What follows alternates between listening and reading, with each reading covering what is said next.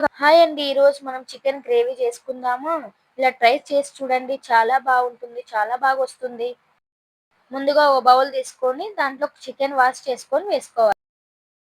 ముందుగా mixie jar తీసుకొని తెల్లవాయలు, అల్లం, కొబ్బరి, 1 స్పూన్ పసుపు, 2 స్పూన్స్ కారం, 1 స్పూన్ సాల్ట్, ధనియాల పౌడర్ 2 స్పూన్స్ వేసి కొంచెం కొత్తిమీర వేసుకొని గ్రైండ్ చేసుకొని పెట్టుకోవాలి. ముందుగా వాష్ చేసుకున్న చికెన్లోకి మసాలా మొత్తం వేసి బాగా కలుపుకోవాలి.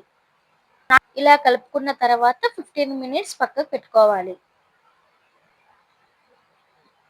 ముందుగా కడాయి పెట్టుకొని సరిపడా ఆయిల్ వేసుకొని జీలకర్ర, ఆవాలు, ఆనియన్స్, పచ్చిమిర్చి, కొంచెం కరివేపాకు వేసుకొని దోరదోరగా వేయించుకోవాలి. మనం ముందుగా కలిపి పెట్టుకున్న చికెన్ని ఇందులో వేయాలి. 2 మినిట్స్ వరకు బాగా కలుపుకోవాలి.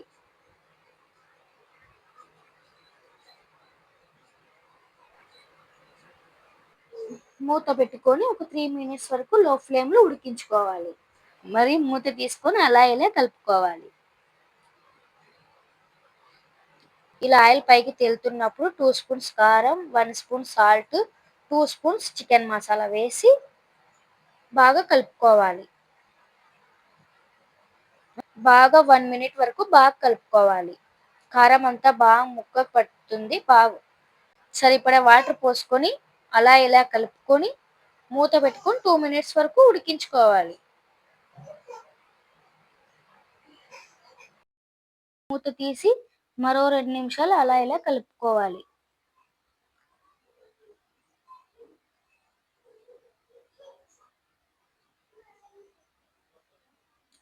ముక్క బాగా ఉడికిందో లేదో బాగా చిక్కబడ్డాక కొంచెం కొత్తిమీర వేసుకోవాలి. మళ్ళీ ఒకసారి ఇలా కలుపుకోవాలి. ఇలా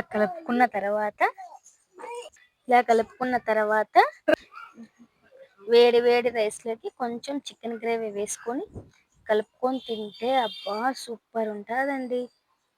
తప్పకుండా ట్రై చేయండి. నాకైతే చాలా వచ్చిందండి. మీకు కూడా చాలా బాగొస్తుంది.